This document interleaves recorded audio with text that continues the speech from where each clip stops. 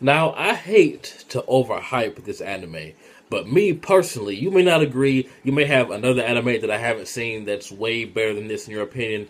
But in my opinion, this is the most fun I've had getting into a new anime since Attack on Titan. Man, Ogura is awesome.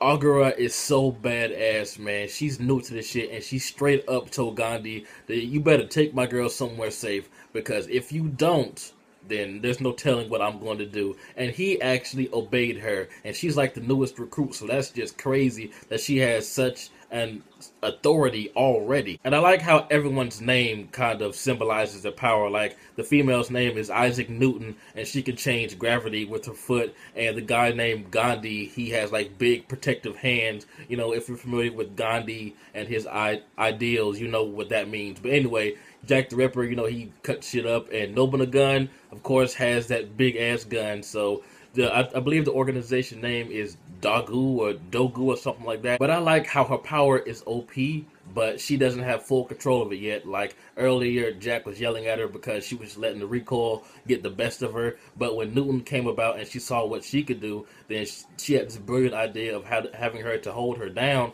And that was just awesome. That scene with the 3-line volley, I was like, oh my God. Like, when she brought up the second one, I was like, oh shit, she was getting hype. And when she brought up the third one, I was like, bro, this anime is going to go places. And I expected a fourth one to come out of her ass or something. I want a backstory of Nobunaga himself. He seemed awesome. He seemed badass. I hope later on down the line we do. I think in the ending we see, or was it the opening? I forgot which one. But anyway, we see Ogura meeting Nobunaga like face to face, like in some type of white room. I'm not sure if it's like in her mind or whatever. But I do hope we get a backstory of him because he is the reason why she's so badass. So if she's this badass, just imagine what kind of beast he was back in the day. Now the rabbit robot thing that's always by the older lady, it says that its home planet was destroyed by these creatures. I believe it was like evolutionary invaders or something like that. But that's who Dogu is trying to fight, and they're trying to recruit Ogura. And at first she was hesitant, but overall, of course, we knew she was going to join. Someone who was Japanese savvy helped me out with this. The female's name is spelled Asao, which is Aso, right? But Ogura calls her Asoso, so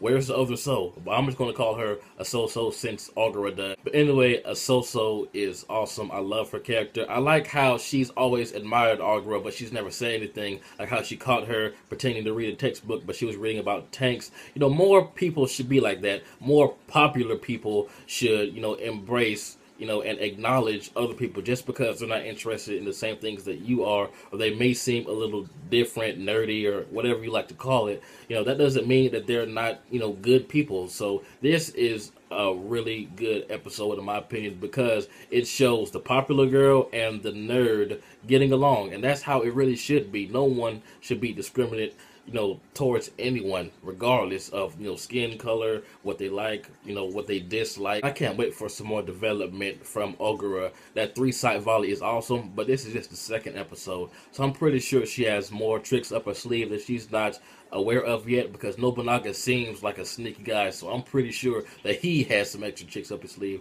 So thumbs up for this awesome episode, man. Ogura is going to be an awesome female main character. I can't wait to see how she grows with the rest of the crew during their training and whatnot, and other creatures, you know, bigger, you know, more scary looking. But the biggest thing she needs to overcome right now is how to overcome that recoil. Maybe she can like burst fire or single fire, like, you know, like pull the trigger one at a time. Because right now she either needs them to be close, non-moving, or she needs Newton's help. And that's not going to help, especially when they all have their hands full and, you know, they have like opponents that have projectile attacks later on down the line, which I'm sure we're going to get. But yeah, she needs to get a hold of that ASAP. Because right now she's OP against the opponents who have to actually come up to you and attack. But if she has another opponent that has projectile attacks, she's fucked because she doesn't know how to control it yet. So I can't wait to see what the training holds for her. But tell me what you guys thought about this awesome episode. I'm really loving the series so far. This has been JB the Chia. Like, comment, subscribe, and I'm out.